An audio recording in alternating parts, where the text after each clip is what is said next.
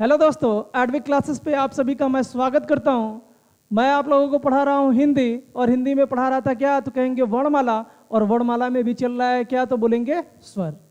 और स्वर के बारे में हम लोगों ने काफ़ी जानकारी हासिल कर ली थी। और स्वर के अभी क्या पढ़ रहे थे कल के लेक्चर में तो कहेंगे विभाजन। और स्वर का विभाजन हम पढ़े तो कितने आधार पे तो कहेंगे 3। एक पढ़े थे उत्पत्ति के आधार पे, दूसरा पढ़े थे मात्रा के आधार पे, और तीसरा पढ़े थे किसके आधार पे तो बोलेंगे जिह्वा की उच्चारण स्थिति के आधार पे। इन तीनों के अलावा हमें अभी पढ़ना था क्या, चौथा स्वर मुख खुलने और बंद होने के आधार पे। तो कल उत्पत्ति के बारे में तो हम लोग पढ़ चुके, उत्पत्ति के आधार पे कौन कौन से स्वर होते हैं, पहले सबसे पहले किस स्वर की उत्पत्ति हुई, उससे कैसे बाकी स्वर बने, ये सब तो पढ़ चुके हैं। आज पढ़ेंगे किसके आधार पे तो कहेंगे मात्रा के आधार पे। आइए देर नहीं करते हैं तो पढ़ते हैं आज कौन सा स्वर तो कहेंगे मात्रा के आधार पर स्वर के भेद। अभेद को ही क्या बोलते हैं तो कहेंगे प्रकार। बात समझ में आई कि नहीं? अगर आई तो अच्छी बात है, नहीं आई तो कमेंट कीजिएगा, आई तो भी कमेंट कर दीजिएगा जिससे मुझे मोटिवेशन मिलेगा। अब बात करते हैं, कह रहा है कि मात्रा के आधार पर स्वर के भेद या प्रकार कितने हैं। तो देखिए यहाँ पे क्या आया तो कहेंगे स्वर आया। स्वर में कितने अक्षर तो कहेंगे 3। कट करेंगे तो कितनी बार में कटेगा तो बोलेंगे 3 बार में। सर कटेगा कि नहीं 3 बार में? 3 बार में जब कटा तो इसके भेद या प्रकार पूछेगा तो कितना मार देना 3। अगर याद नहीं रहेगा तब की बात कर रहा हूँ। अब बात कर रहा हूँ मात्रा का मतलब क्या होता है। तो मैंने आपको कल बताया था कि मात्रा का मतलब होता है उच्चारण में लगने वाला समय। मात्रा के अर्थ की बात करें या परिभाषा जो भी बोलना हो बोल लीजिए। तो क्या होता है उच्चारण में लगने वाला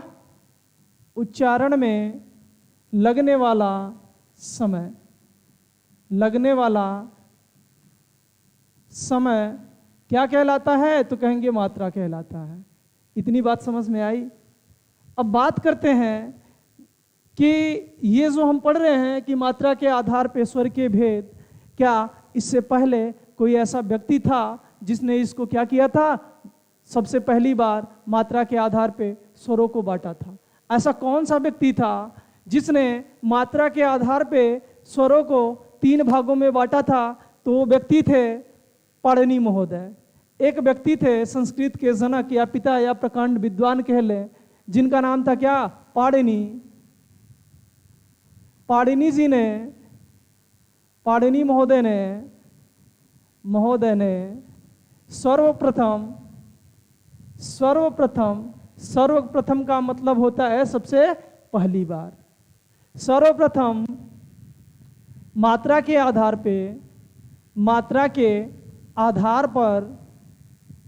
पर स्वरों को 3 भागों में बांटा था। 3 भागों में बांटा था। तो ऐसे महापुरुष महान व्यक्ति पाणिनि महोदय जी थे, जिन्होंने मात्रा के आधार पे सबसे पहले स्वरों का विभाजन किया था। वो भी कितने भागों में तो कहेंगे 3 भागों में। अब कुछ महापुरुष जो मुझसे अभी पढ़ रहे हैं उनको वो सोच रहे होंगे कि सर अगर पाणिनि महोदय बांटे हैं तो कहाँ पे बांटे हैं, इसका कोई प्रमाण है?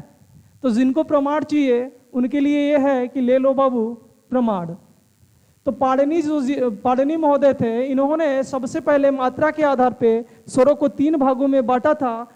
ये बांटा किसमें था तो इनकी एक पुस्तक थी जिनका नाम था अष्टाध्यायी। पाणिनि जी ने अष्टाध्यायी पुस्तक में अपने स्वरों को मात्रा के आधार पे 3 भागों में विभाजित किया था। और आज उसी आधार पे हम हिंदी में भी मात्रा के आधार पे स्वरों को कितने भागों में बांटते हैं तो कहेंगे 3 भागों में। बात समझ में आई? अब बात करते हैं कि ये 3 भाग हैं कौन कौन से। तो एक को बोलते हैं ह्रस्व स्वर। कौन सा स्वर तो बोलेंगे ह्रस्व स्वर। और दूसरे को बोलते हैं दीर्घ स्वर। और तीसरे को बोलते हैं प्लुत स्वर। अब कुछ लोगों के दिमाग में चल रहा होगा कि सर जी ये बताइए, कल आप उत्पत्ति के आधार पे भी दीर्घ स्वर पढ़ाए थे और आज भी बता रहे हैं मात्रा के आधार पे भी दीर्घ स्वर। तो हाँ, कल मैं बताया था, आपको धोखा नहीं दिया था, बताया था। बताने का एक बहुत बढ़िया रीजन है। मैं आज समझाऊंगा कि आखिर मैं वहां उत्पत्ति के आधार पे दीर्घ क्यों पढ़ाया और यहां मात्रा के आधार पे दीर्घ क्यों पढ़ा रहा हूं। इसके पीछे बहुत बड़ा रीजन है। रीजन ये है कि अगर मैं वैसे नहीं पढ़ाता दोस्त ना, तो समझ लो आपके कई नंबर धूल में मिल जाते हैं। तो जो सब गलतियां करेंगे, मैं नहीं चाहता कि आप भी वो गलती करो। बात समझ में आई? अभी जब इसका जिक्र करूंगा तो मैं बताऊंगा ऐसा क्यों किया मैं।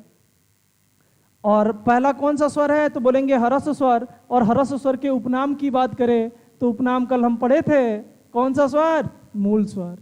तो मूल स्वर ही कैसे, कौन से स्वर कहलाते हैं, तो कहेंगे हरस स्वर। उपनाम में भी कल आपको बताया था मैं। और हरस स्वर को और कौन सा स्वर बोलते हैं, तो बोलेंगे लघु स्वर। और कौन सा स्वर बोलते हैं, तो कहेंगे लघु स्वर। और लघु का मतलब क्या होता है, तो कहेंगे छोटा। ह्रस्व का मतलब भी क्या होता है, तो कहेंगे छोटा। इतनी बात समझ में आई कि नहीं? और हरस स्वर को ही कौन सा स्वर बोलते हैं, तो कहेंगे एक मात्रिक स्वर। कौन सा स्वर?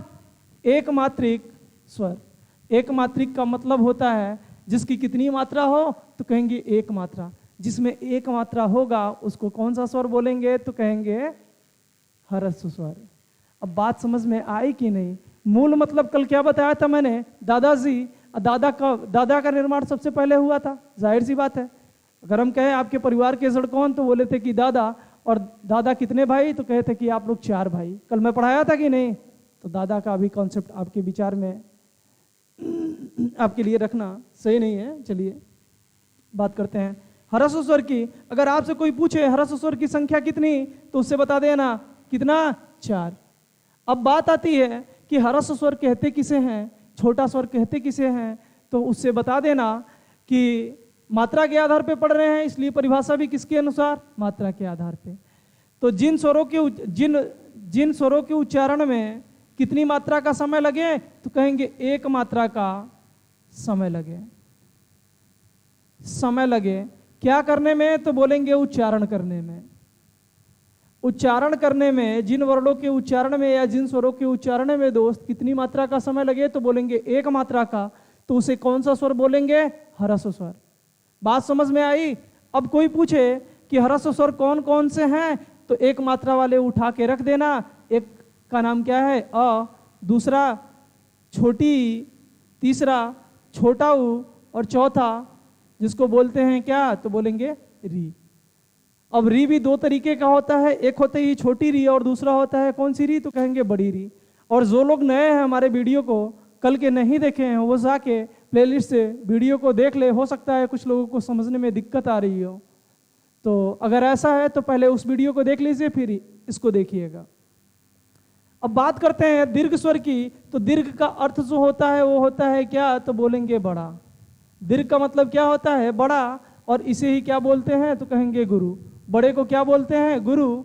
और बात करते हैं इसकी मात्रा की, तो जो दीर्घ स्वर होता है वो द्विमात्रिक होता है। कितना मात्रिक, तो कहेंगे द्विमात्रिक। द्विमात्रिक का मतलब होता है जिसमें कितनी मात्रा का समय लगे, तो कहेंगे द्विमात्रा का। द्वि का मतलब कितना, 2। कुछ लोग इंग्लिश मीडियम वाले होंगे तो उनको द्वि समझ में नहीं आ रहा होगा, तो जान लो द्वि का मतलब कितना, तो बोलेंगे 2। जिस स्वर के उच्चारण में कितने मात्रा का समय लगे, तो बोलेंगे 2 मात्रा का। तो उसे कौन सा स्वर बोलेंगे, तो उसे द्विमात्रिक बोलेंगे। और दीर्घ का मतलब ही होता है बड़ा। बड़े को क्या बोलते हैं, तो कहेंगे गुरु। और छंद जब पढ़ेंगे तो वहां पे जरूरत पड़ेगी, गुरु का चिन्ह कैसे होता है, तो बोलेंगे ऐसे। ये इसको एस की तरह दिखता है, अंग्रेजी के एस अक्षर की तरह दिखता है। अब बात करते हैं इसके परिभाषा की। तो इसका परिभाषा कहता है कि जिस स्वर के उच्चारण में जिस स्वर के उच्चारण में कितनी मात्रा का समय, तो 2 मात्रा का समय लगे। 2 मात्रा का समय लगे तो उसे कौन सा स्वर बोलेंगे, तो कहेंगे दीर्घ स्वर। जिसमें कितनी मात्रा का समय लग जाए, तो बोलेंगे 2 मात्रा का। उसे कौन सा स्वर बोलेंगे, तो कहेंगे दीर्घ स्वर। अब पूछे आपसे कि बताओ दीर्घ स्वरों की संख्या कितनी, मात्रा के आधार पे। किसके आधार पे, मात्रा के आधार पे। जब मात्रा के आधार पे आपसे दीर्घ स्वरों की संख्या पूछे, तो उसे बता देना कितना, तो कहेंगे 7। अब आप लोगों के दिमाग में चल रहा होगा कि सर आपने तो कल जो है 3 ही बताया था उत्पत्ति के आधार पे, आज 7 बता रहे हैं। आप तो हम लोगों के साथ क्या कर रहे हैं, धोखा। धोखा नहीं कर रहे हैं दोस्त, वो भी बताऊंगा वो क्यों बताया, ये क्यों बता रहा हूं 7, और आखिर दोनों को बताने का मेरा रीजन क्या था ये दोनों बताऊंगा, और क्वेश्चन कैसे बनता है ये भी करके दिखाऊंगा। बने रहिए बस। अब दीर्घ स्वरों की संख्या मात्रा के आधार पे पूछेगा तो कितना मारेंगे, 7, और उत्पत्ति के आधार पे पूछेगा तो कितना मारेंगे, तो कहेंगे 3। अब देखिए 7 में कौन कौन है, तो उत्पत्ति के आधार पे दीर्घ स्वर हम कितने पढ़े थे, तो कहेंगे सर आपने तो 3 ही पढ़ाया था। सही बात है कि उत्पत्ति के आधार पे दीर्घ स्वरों की संख्या हमने कितना पढ़ाया था, तो बोलेंगे 3, एक था आ, दूसरा बड़ी, तीसरा बड़ा ओ, इतना बताया था। इसके बाद मैंने आपको बताया था उत्पत्ति में ही संयुक्त स्वर, कौन सा स्वर बताया था, तो कहेंगे संयुक्त स्वर। असंयुक्त पढ़ लिए हैं तो अच्छी बात है, नहीं पढ़े हैं तो वीडियो पिछला वीडियो प्लेलिस्ट से जाके देख लीजिएगा। संयुक्त स्वरों की संख्या हम लोगों ने कितना देखा था, तो कहेंगे 4। कौन कौन थे, तो बोलेंगे एक था ए, दूसरा था ए, तीसरा था ओ, और चौथा था औ। इतना हम लोगों ने कल पढ़ा। अब देखिए ये जो उत्पत्ति के आधार पे तीनों दीर्घ स्वर थे, किसके आधार पे थे, कहेंगे उत्पत्ति के आधार पे। और ये उत्पत्ति के आधार पे कैसे स्वर माने जाते हैं, तो कहेंगे संयुक्त स्वर। लेकिन मात्रा के आधार पे दोस्त ये सातों कौन से स्वर माने जाते हैं, तो कहेंगे दीर्घ स्वर। अब देखिए ये जो उत्पत्ति के आधार पे दीर्घ स्वर थे, इन्हीं को हम बोलते हैं सजातीय स्वर। कौन सा स्वर, तो बोलेंगे सजातीय स्वर।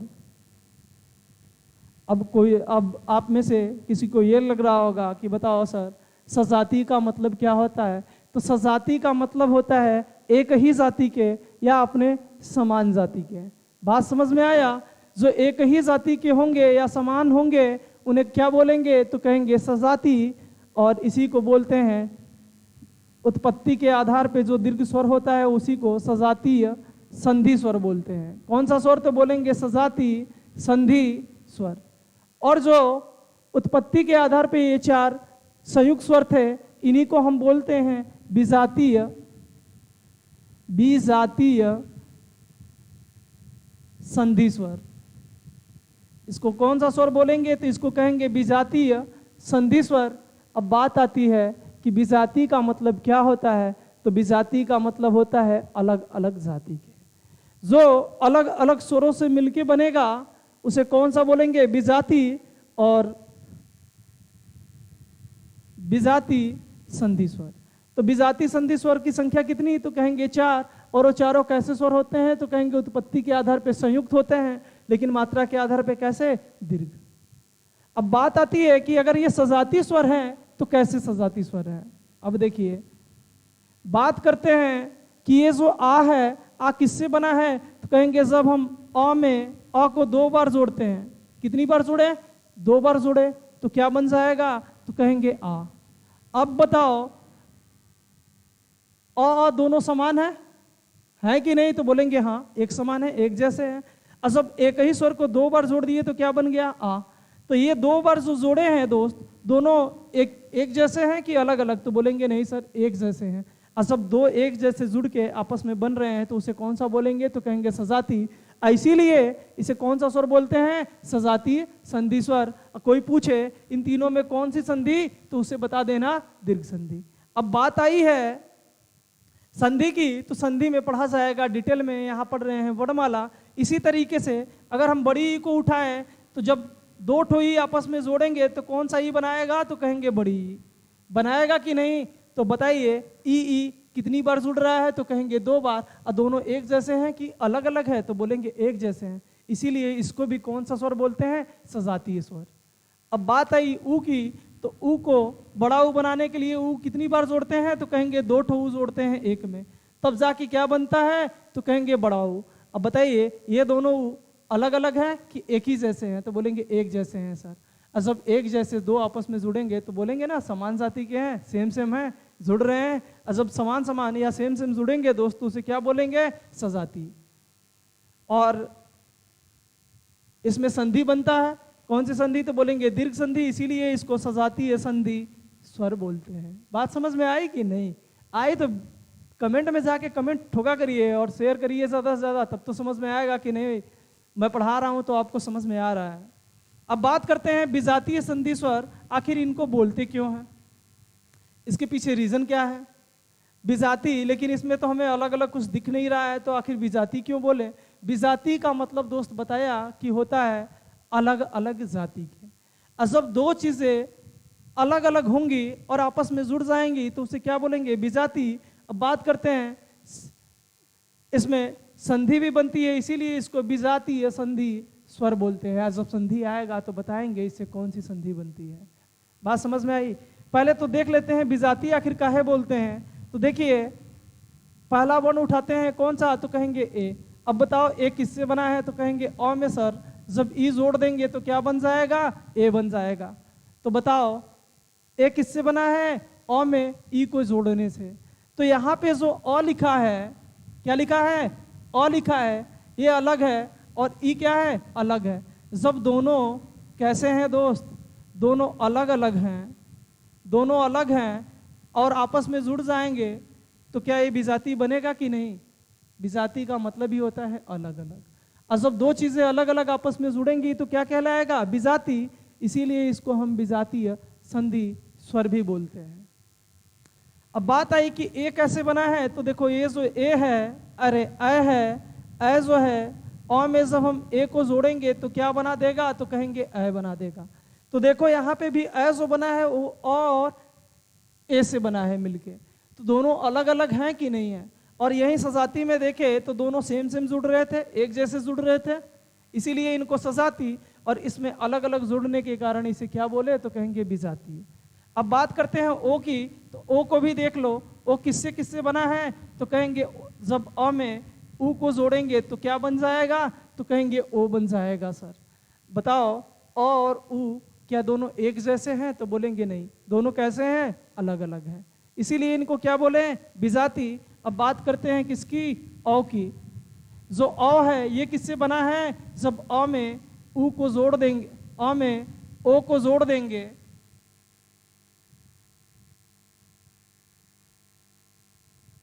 जब अ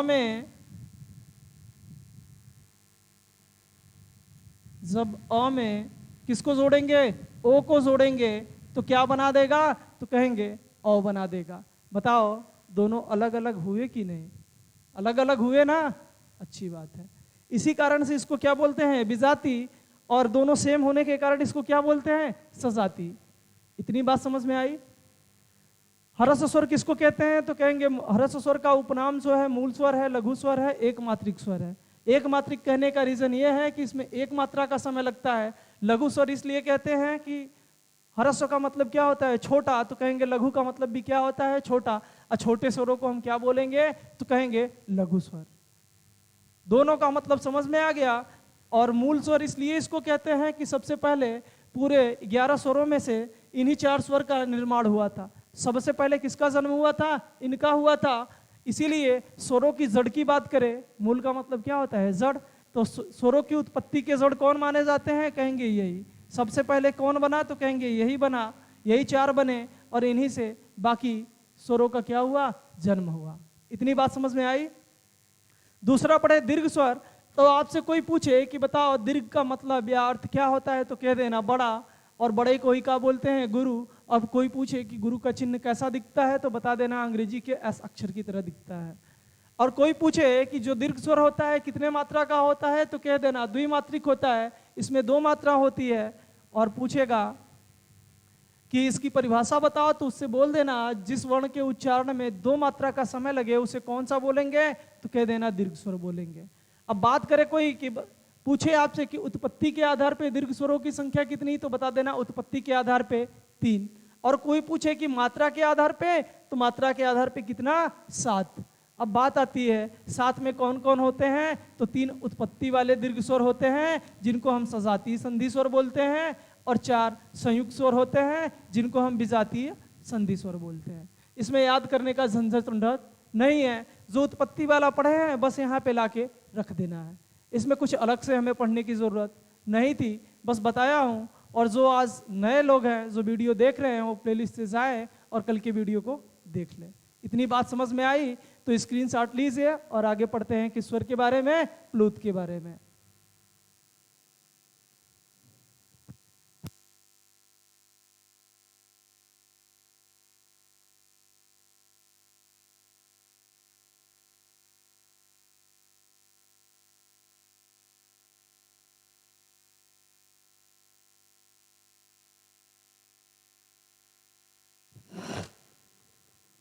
तो आशा करता हूं कि आप लोगों ने स्क्रीनशॉट ले लिया होगा। सही कह रहे हैं ना? तो आइए आगे पढ़ते हैं। कौन सा स्वर?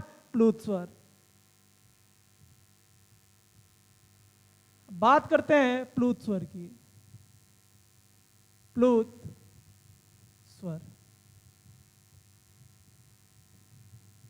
देखिए काफी बड़ा बड़ा लिखा हूं, आपको अच्छे से दिखाई दे, चश्मे की जरूरत ना पड़े इसलिए। और जो लगाए हैं वो ये मत समझे कि उनको बोली बोल रहे हैं, ऐसा मत समझिएगा, अच्छा नहीं लगेगा, बस मजाक कर रहे हैं।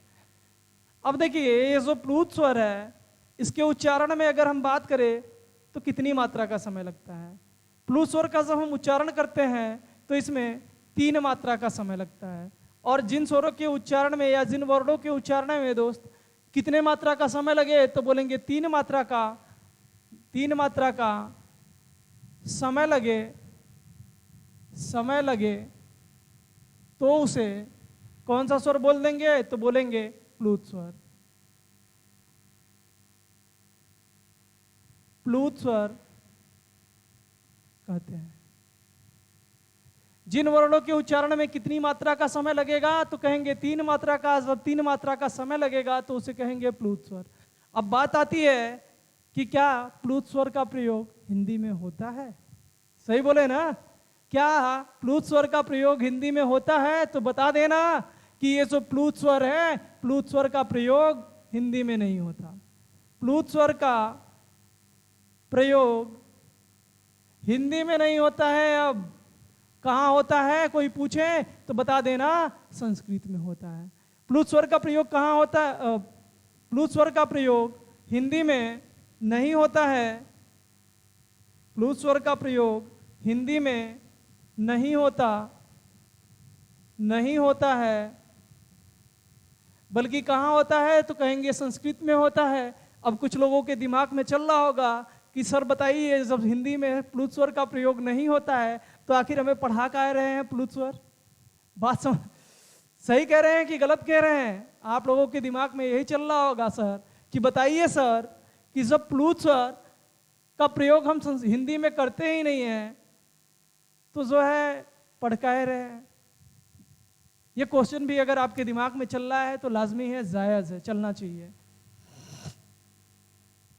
प्लूत स्वर का प्रयोग हिंदी में नहीं होता, बल्कि कहां होता है, तो कहेंगे संस्कृत में होता है। अब बात करें, जब प्लूत स्वर का प्रयोग हिंदी में होता नहीं है तो हम पढ़ क्या रहे हैं, मुद्दे की बात करते हैं। तो देखो, जो प्लूत स्वर है इसका प्रयोग तो हिंदी में नहीं होता, लेकिन हिंदी में कुछ जगहों पे इसका प्रयोग होता है। कहां पे? तो जब हमें किसी स्वर का, किसी चीज को लंबा खींच के बोलना हो। एक मिनट।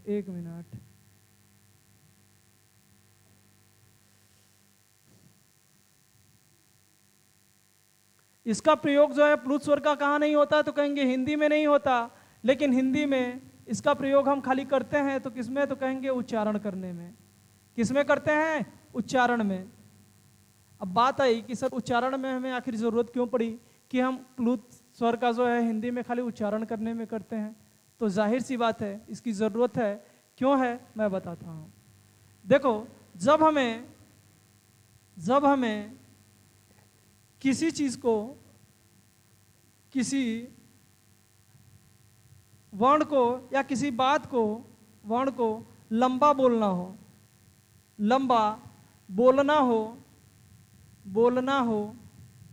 तो हमें प्लूत स्वर की जरूरत पड़ती है। प्लूत स्वर की जरूरत पड़ती है।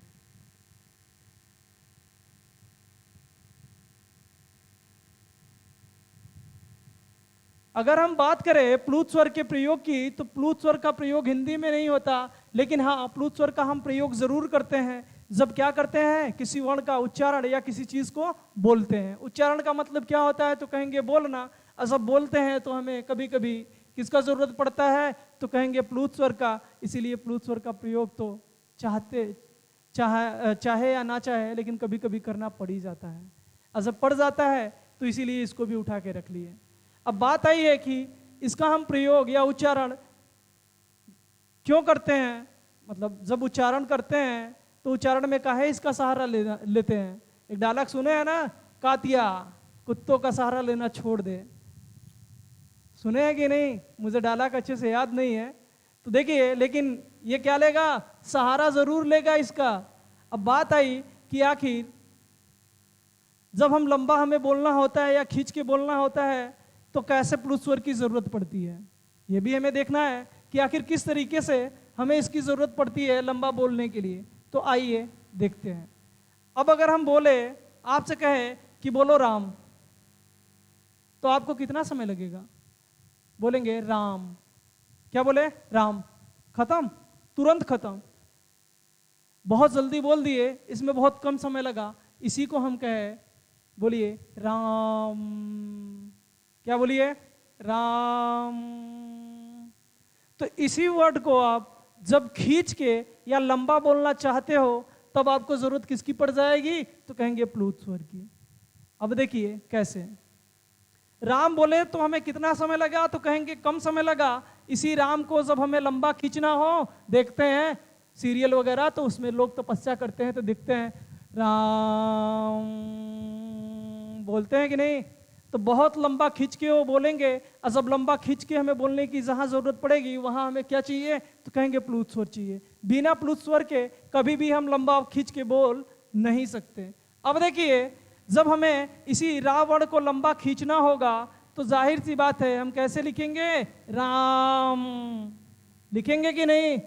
और एक ओम हमें जब बोलना होता है तो क्या ओ को जो हम कितना लिखते हैं, ऐसे करके लिखते हैं, ओम।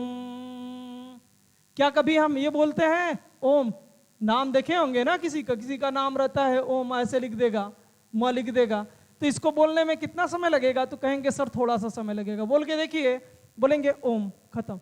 लेकिन जब इसी को लंबा बोलना होगा तो कैसे बोलते हैं, आप मेडिटेशन वगैरह करने जाते हैं तो बोलते हैं ना ओम, ऐसे बोलते हैं ना।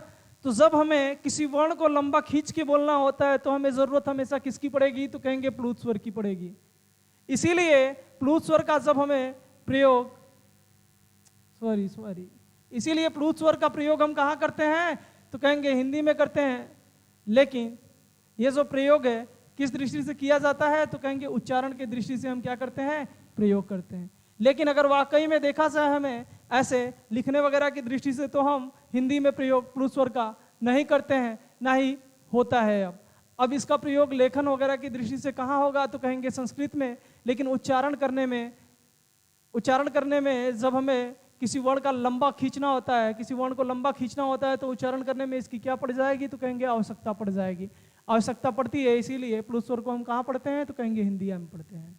बात समझ में आई तो स्क्रीनशॉट ले लीजिए।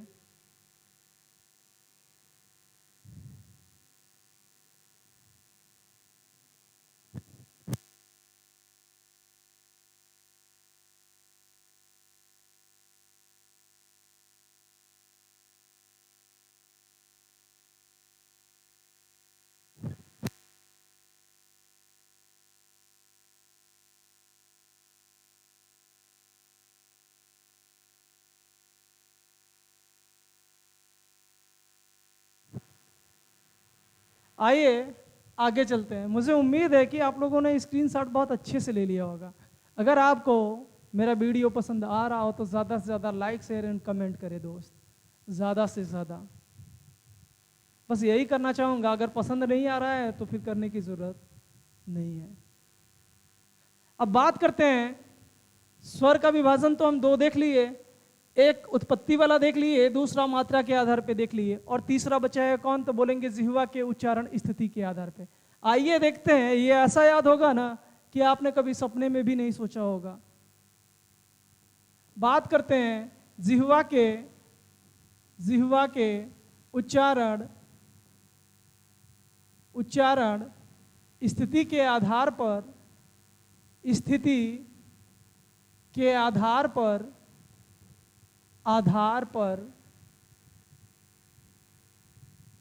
स्वर के भेद और भेद को ही क्या बोलते हैं, तो बोलेंगे क्या, प्रकार। आपसे पूछे कि बताओ जिह्वा के उच्चारण स्थिति के आधार पे स्वर के कितने भेद, तो कितना बताएंगे महाशय, आप लोग बताइए। तो कितना हो जाएगा, तो कहेंगे सर आया है यहाँ पे क्या, स्वर। क्या दिख गया है हमें, फिर से कहेंगे स्वर। और स्वर में कितने अक्षर, तो कहेंगे 4। अरे स्वर में कितने हैं, 4 नहीं 3, 1 2 3। और कुछ लोग 2.5 वाले भी होंगे कि 100 आधा है तो 2.5 हुआ सर, तो 2.5 मत कीजिएगा, उसको कर लीजिएगा कितना, 3। आपसे कोई पूछे कि जिह्वा के उच्चारण स्थिति के आधार पे स्वर के कितने भेद, तो उसे बता देना कितना, 3। अगर कोई पूछे कौन कौन, तो उसे बता देना, एक को बोलते हैं अग्रस्वर, और दूसरे को बोलते हैं मध्य स्वर, दूसरे को बोलते हैं मध्य स्वर, और तीसरे को बोलते हैं पश्च स्वर। तीसरा कौन सा स्वर, तो बोलेंगे पश्च स्वर। अब बात करें अग्र का मतलब क्या होता है, तो बोलेंगे आगे। अग्र का मतलब क्या, तो बोलेंगे आगे। और मध्य का मतलब क्या होता है, अर्थ क्या होता है, तो कहेंगे बीच में। मध्य का मतलब क्या होगा, तो कहेंगे बीच में। और पश्च का मतलब पूछे कोई, तो उससे बता देना पश्च का मतलब होता है पीछे। इतनी बात समझ में आई। अगर अग्र का मतलब क्या होगा, तो बोलेंगे आगे।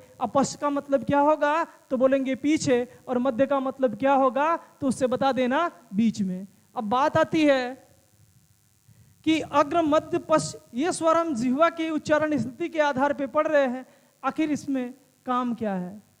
तो देखिए, जब हम जीभ के आगे के भाग से, कहाँ के भाग से, तो बोलेंगे आगे के भाग से। जब हम जिह्वा के या जीभ के, जिह्वा मतलब क्या होता है, तो बोलेंगे जीभ। जब हम जीभ के अगले हिस्से से किसी वर्ण का उच्चारण करते हैं या किसी वर्ण को बोलते हैं, तो उसे कौन सा स्वर बोलेंगे, तो कहेंगे अग्र स्वर। जिह्वा के किस हिस्से से, आगे के हिस्से से क्या करेंगे, तो बोलेंगे उच्चारण। जिह्वा के आगे के हिस्से से जिस वर्ण का हम उच्चारण करते हैं, उस वर्ण को कौन सा वर्ण बोलेंगे या कौन सा स्वर बोलेंगे, तो कहेंगे अग्र स्वर। और जिस स्वर का उच्चारण दोस्त हम जो है उच्चारण जिह्वा के किस भाग से करेंगे, तो कहेंगे सर मध्य का मतलब क्या होता है, बीच से। उच्चारण कहां से करेंगे, तो बोलेंगे जिह्वा के बीच से। जब उच्चारण करने में जिह्वा का बीच का भाग का प्रयोग करना पड़ जाए, तो उसे कौन सा स्वर बोलेंगे, तो कहेंगे मध्य स्वर। और जिह्वा के मतलब जीभ के जब हम पिछले हिस्से का बोलने में प्रयोग करेंगे स्वर को, तो उसे क्या बोलेंगे, तो कहेंगे पश्च स्वर। जिस स्वर के उच्चारण में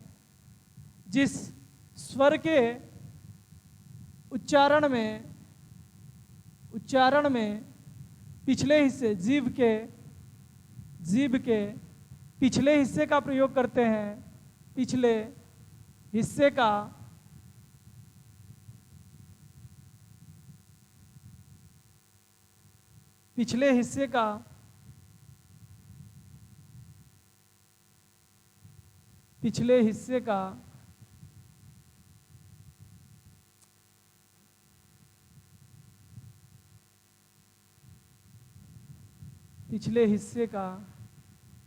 प्रयोग करते हैं,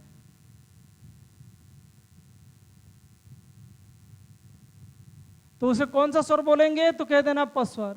अब देखो, जिह्वा के उच्चारण स्थिति पे आपसे कोई पूछे कि बताओ इसके अनुसार स्वर के कितने भेद, तो उससे बता देना कितने, 3। पूछेगा कौन कौन, तो बता देना एक का नाम है अग्र, दूसरे का नाम है मध्य, और तीसरे का नाम क्या है, तो कहेंगे पश्च।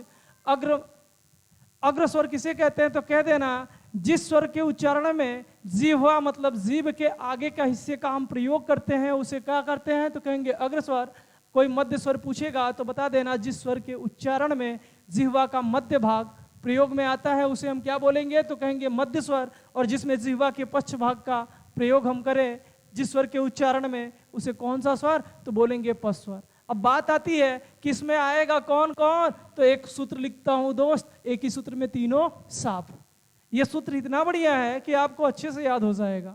और एक ही सूत्र में अग्र मध्य और पश्च तीनों क्या हो जाएगा, साफ। और याद करने की जरूरत नहीं है, ये वाला साफ मत खोज लेना कि सर जी ये वाला साफ बोल रहे हैं, ऐसा कुछ नहीं है। तो एक सूत्र लिखना दोस्त, आओ उल्लू पीछे पीछे, आओ उल्लू पीछे पीछे, पीछे पीछे, अ को छोड़ो बीचे बीचे, अ को छोड़ो बीचे बीचे। अब कहेंगे सर जी बताइए क्या इस एक छोटे से सूत्र से पूरा याद हो जाएगा, तो दोस्तों वादा करता हूं कि याद हो जाएगा। क्या लिखा है, तो बोल रहा है आओ उल्लू पीछे पीछे, अ को छोड़ो बीचे बीचे।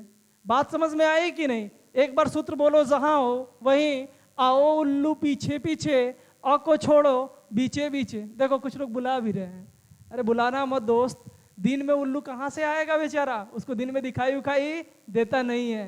आइए सूत्र को तोड़ते हैं। यहां पे क्या दिखा, तो कहेंगे सर यहां पे आ है, तो जब यहां पे आ आया तो हम आ को क्या कर लेंगे, ले लेंगे। आ के बाद क्या दिखा हमें, तो कहेंगे ओ आया, और जब ओ आया तो ओ का अगला ले लेंगे। ओ का अगला कौन होता है, तो कहेंगे ओ। ओ के बाद कौन आता है, तो कहेंगे ओ आता है। और यहाँ पे कौन सा ऊ दिखा उल्लू में, तो कहेंगे छोटा ऊ। और जब छोटा ऊ आया है तो इसका अगला आएगा कौन सा ऊ, तो कहेंगे बड़ा ऊ। आ आया तो किसको लिए, आ को लिए। यहाँ पे ओ आया तो किसको लिए, ओ को लिए। और ओ के साथ साथ अगला ओ का कौन सा आता है, तो कहेंगे ओ आता है, तो ओ के बड़ के भयो को ले लिए, ओ को। यहाँ पे छोटा ऊ आया उल्लू में तो छोटे ऊ को लिए, और जब छोटका आ गया तो इसके बड़के भाइयों को भी ले लिए। बड़ा भाई इसका कौन, छोटा ऊ का, तो कहेंगे बड़ा ऊ। अब देखो आओ उल्लू पीछे पीछे, इनको कहाँ बुलाया, तो कह रहा है कि पीछे बुलाया। अब पीछे किसको बोलते हैं, पीछे से कौन सा स्वर, तो कहेंगे पश्च स्वर। पीछे का मतलब कौन सा स्वर, तो बोलेंगे पश्च स्वर। कौन सा स्वर हो जाएगा, तो कहेंगे पश्च स्वर। आओ उल्लू पीछे पीछे, कहाँ बुलाया, पीछे पीछे। क्या आया, आ से आ, यहाँ पे आया ओ के बड़का भाई का नाम क्या था, तो ओ। तो ओ के साथ साथ किसको रखेंगे, तो कहेंगे ओ को। यहाँ पे क्या दिखा, छोटका ऊ, छोटा ऊ का बड़ा भाई कौन, तो कहेंगे बड़ा ऊ। तो दोनों ऊ को रख लिए, इन सबको कहाँ बुला दिया, तो कहेंगे पीछे बुला दिया। अब पीछे से कौन सा स्वर होता है, तो कहेंगे ये वाला स्वर होता है सर जी पश्च स्वर। तो ये सब कैसे स्वर हो जाएंगे, तो कहेंगे पश्च स्वर। अब बात आती है यहाँ पे क्या दिखा, तो यहाँ पे दिखा अ। कौन सा है, अ है। अ को कहाँ छोड़ने की बात कर रहा है, तो कह रहा है बीचे बीचे। अ को कहाँ छोड़ने की बात कर रहा है, बीचे बीचे। तो बीच में कौन सा स्वर रहता है, तो बोलेंगे बीच वाले स्वर को हम बोलते हैं कौन सा स्वर, मध्य स्वर। तो अ कैसा स्वर कोई पूछे आपसे तो बता देना कैसा स्वर, मध्य स्वर। अ कैसा स्वर, तो कैसा स्वर हो जाएगा, मध्य स्वर। अ को कहाँ छोड़ने की बात किया, तो कह देना कि बीच में बात किया। तो पश्च स्वर में कौन कौन आएगा, एक आएगा आ, ओ, औ, ऊ और बड़ा ऊ।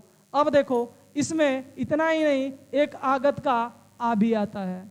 आगत का कौन सा, आ भी आता है। लेकिन यहाँ पे आ लिखा है तो इसी आ से याद रखना कि आगत का भी आ कौन सा स्वर कहलाएगा, पश्च स्वर।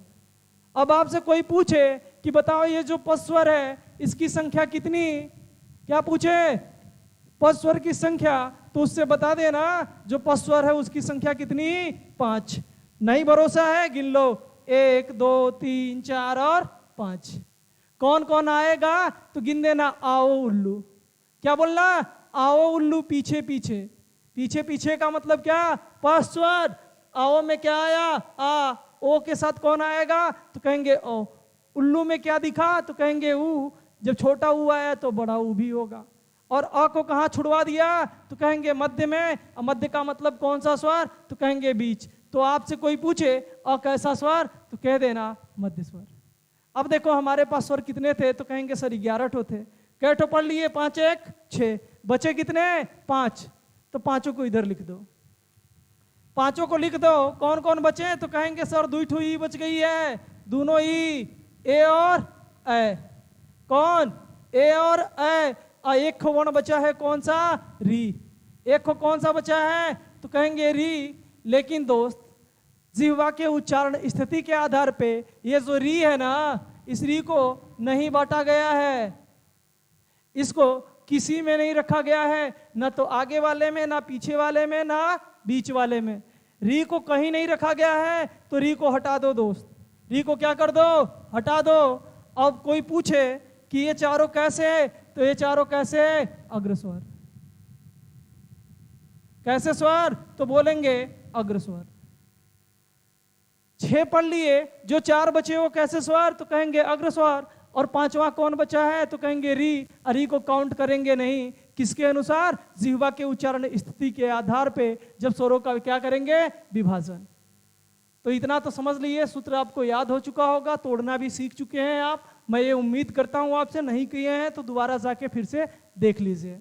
अब बात करते हैं अग्रस्वर में आएगा क्या, तो अग्र में क्या आएगा, कै ठो ई आ रहा है, तो कहेंगे 2 ठो ई आएगा, 2 ठो ई आएगा। और क्या आएगा, ए और ए। बात समझ में आई। अगर आपसे कोई पूछे अग्रस्वरों की संख्या कितनी, तो कितना बताएंगे, 4। अब आपसे कोई पूछे कि मध्य स्वर में आएगा क्या, तो उससे बता देना कि क्या आएगा, अ आएगा। कोई पूछे मध्य स्वर की संख्या कितनी, तो बता देना 1 है। अब कोई पूछे कि बताओ पस्वर में आएगा क्या, तो बता देना उससे कि विनय सर बताए हैं पस्वर में आएगा आ, ओ, औ, और क्या आएगा, छोटा ऊ और बड़ा ऊ। कोई पूछे पस्वर की संख्या कितनी, तो उससे बता देना जो पस्वर है उसकी संख्या कितनी, 5 ठो है। बात समझ में आई, तो स्क्रीनशॉट लीजिए।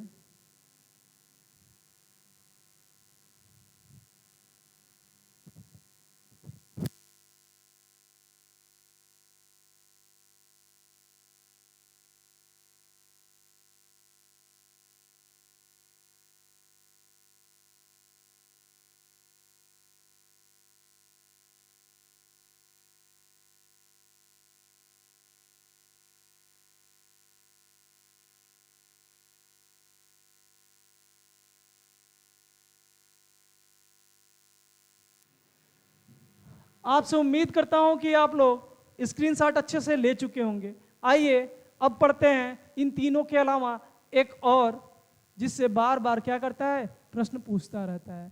उसको पढ़ाने के बाद मैं बताऊंगा आपको कि आखिर मैं दीर्घ स्वर 2 बार क्यों पढ़ाया हूं आपको। कैसे क्वेश्चन आते हैं कि उनके वजह से मुझे आपको 2 बार पढ़ाना पड़ा।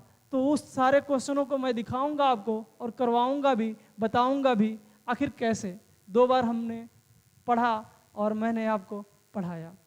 तो वो मैं दिखाऊंगा, लेकिन आखिरी जो स्वर बचा है उसको पढ़ने के बाद। इन तीनों के अलावा मैंने बताया था आपसे एक स्वर अलग से मुझे पढ़ना होगा, कौन, मुख के खुलने और बंद होने के आधार पर। तो आइए देखते हैं। एक अलग से हमें पढ़ना होगा मुख के खुलने और मुख के खुलने और बंद होने के और बंद होने के आधार पर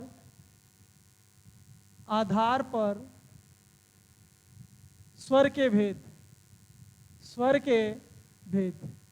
अगर आपसे कोई पूछे कि मुख खुलने और बंद होने के आधार पे स्वर के कितने भेद, या क्या पूछे मुख खुलने और बंद होने के आधार पे स्वर के कितने प्रकार, तो यहाँ पे कितना हो जाएगा, तो बोलेंगे 4।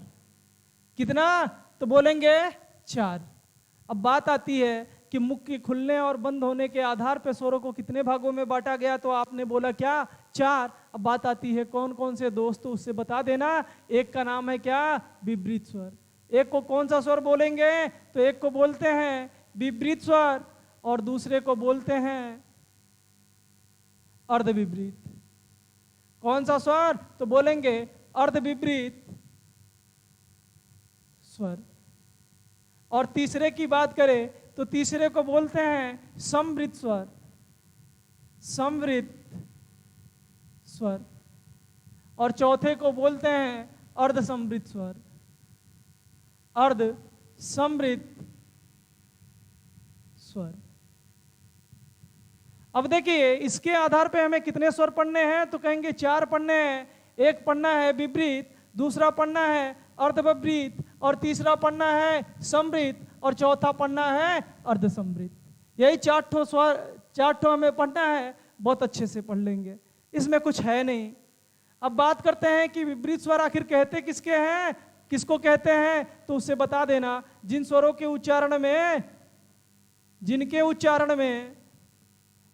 उच्चारण में मुख, मुख का मतलब का, तो बता देना मुंह। जिसके उच्चारण में मुख कितना खुलेगा, तो कह देना पूरा खुलता है। जिसके उच्चारण में मुख कितना खुलता है, तो बोल देना पूरा खुलता है। उसे कौन सा स्वर बोलेंगे, तो बता देना उसे सर विपरीत स्वर कहते हैं। अब बात करें अर्ध विपरीत का, तो अर्ध का मतलब दोस्त होता है क्या, तो बोलेंगे आधा। अर्ध का मतलब क्या होगा, तो अर्ध का मतलब होता है आधा। और जिस स्वर के उच्चारण में मुंह कितना खुले, तो कहेंगे आधा खुले। जिसमें कितना खुलेगा, खुले पर कितना, आधा खुलेगा कितना, तो बोलेंगे आधा। उसे कौन सा स्वर बोलेंगे, तो उसे बता देना विपरीत स्वर बोलेंगे। कौन सा विपरीत, अर्ध विपरीत। अब बात करते हैं समवृत्त का। सम मतलब होता है दोस्त कितना, तो कहेंगे समान। और समान या सम का मतलब क्या होगा, तो कहेंगे कुछ। तो जिस स्वर के उच्चारण में खुले दोस्त लेकिन कितना, कहेंगे सबसे कम। कितना खुलेगा, सबसे कम। जिस स्वर के उच्चारण में सबसे कम खुले क्या, तो बोलेंगे मुख। जिसके उच्चारण में सबसे कम मुख खुले, सबसे कम खुले मुख। सेंटेंस थोड़ा सा सही नहीं लग रहा है। जिसके उच्चारण में सबसे कम मुख खुलेगा, उसको क्या बोलेंगे, तो बोल देना उसे कहेंगे समवृत्त स्वर। अब बात आती है आखिरी वाले की, तो अर्ध का मतलब क्या, तो बोलेंगे आधा। अर्ध का मतलब क्या, तो आधा। लेकिन अब बताओ आधा क्या, तो कहेंगे सर जी यहाँ आधा बताया है, तो बता रहे हैं अर्ध का मतलब क्या होता है, आधा। तो जिनके उच्चारण में या जिस स्वर के उच्चारण में दोस्त मुख कितना, आधा क्या हो जाए, बंद हो जाए। जिस स्वर के उच्चारण में मुख दोस्त आधा बंद हो, उसे कौन सा स्वर, तो कहेंगे अर्ध समृद्ध।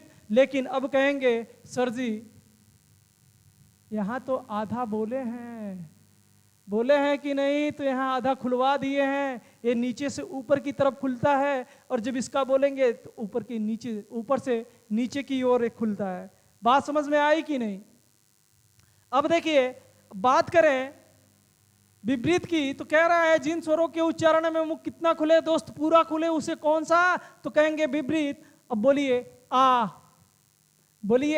आ, अरे शर्मा कह रहे हैं, बोलिए आ।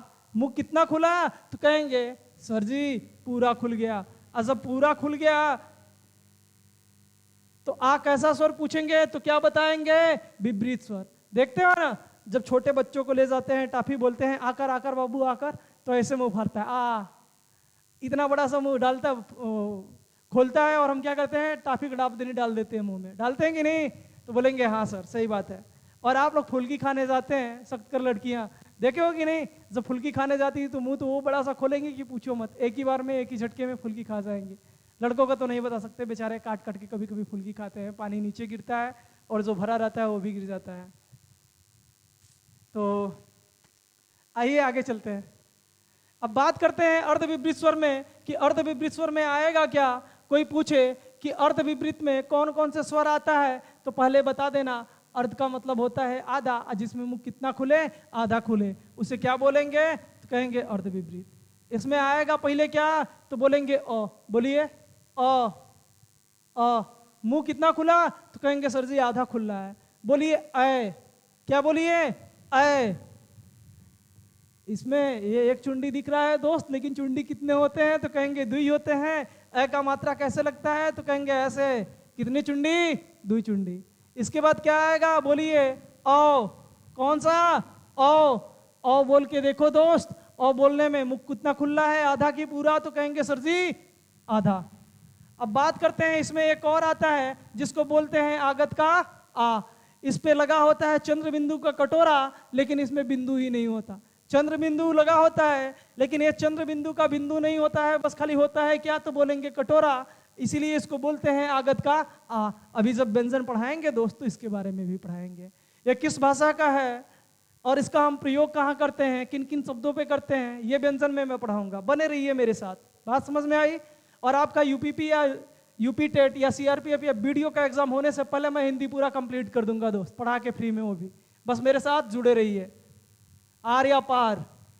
अब बात करते हैं समृद्ध स्वर की। तो समृद्ध स्वर का परिभाषा कहता है कि जिसके उच्चारण में मुख कितना खुले दोस्त? सबसे कम खुले, उसको का बोलेंगे? तो कहते हैं समृद्ध स्वर। असमृद्ध में आएगा का? तो बोल देना दोस्त दोनों ई और दोनों ऊ। दुई ठो ई आएगा और दुई ठो ऊ आएगा। अब भरोसा ना है कि मुहवा सबसे कम खुलेगा दोस्त, तो बोल के देखिए ई ई ऊ ऊ।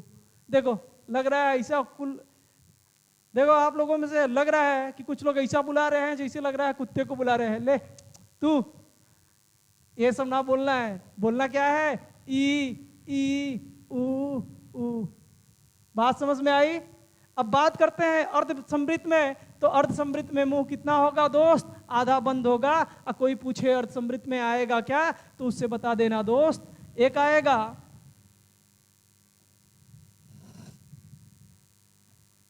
एक आएगा ए। इसमें कितनी चुंडी? तो कहेंगे एक चुंडी। इसके बाद क्या आएगा? ओ। बात समझ में आई? अब पढ़ लिए मुख के खुलने और बंद होने के आधार पे स्वर के भेद कितने हैं? तो कहेंगे चार। एक होता है विपरीत, दूसरा होता है अर्ध विपरीत, तीसरा होता है समृद्ध और चौथा होता है अर्ध समृद्ध। खत्म। अब स्क्रीनशॉट ले लीजिए।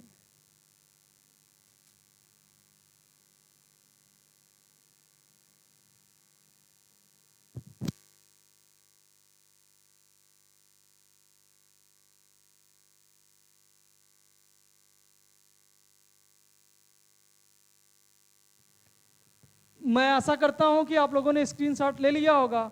और आज का जो क्वेश्चन है ना, क्या बोलते हैं, जो कंफ्यूजन रखे हैं आपको कि उत्पत्ति के आधार पे एक दीर्घ आपने पढ़ा, एक मात्रा के आधार पे पढ़ा, तो आपके दिमाग में ये चल रहा होगा कि दोनों से क्वेश्चन कैसे बनेंगे, आखिर हमें क्वेश्चन से पूछेगा तो कैसे हिट करना है। तो इसके बारे में कल मैं क्वेश्चन करा दूंगा आपको, ठीक है, अच्छे से बता दूंगा कब किसको हमें मारना है, कौन से ऑप्शन को चुनना है, कैसे क्वेश्चन बनेंगे, कैसे क्वेश्चन बनेंगे तो कैसे उत्तर देना है। ये सब चीज़ें मैं कल आपको अच्छे से बता दूंगा डिटेल में। अब आज के लिए दोस्त बस इतना ही, लेकिन आप लोगों से बस एक छोटा सा रिक्वेस्ट है दोस्त, जो नए हैं पहले तो वो हमारे चैनल को सब्सक्राइब कर ले, और जो पुराने वीडियो को नहीं देखे हैं वो प्ले बटन पे चले जाए, नहीं प्ले लिस्ट में चले जाए और वहाँ से जाके पुराने वीडियो को वॉच कर ले, या तो फिर वहाँ नहीं जा सकते तो आई बटन पे क्लिक करके वहाँ से हमारे पुराने वीडियो को देख सकते हैं। और आप सभी से रिक्वेस्ट है कि वीडियो पसंद आया हो तो ज़्यादा से ज़्यादा लाइक शेयर एंड कमेंट करते रहिए दोस्त, जो हमारे लिए एनर्जी ड्रिंक का काम करेगा, और यही आपसे उम्मीद है। बस आज के लिए धन्यवाद, बस इतना ही।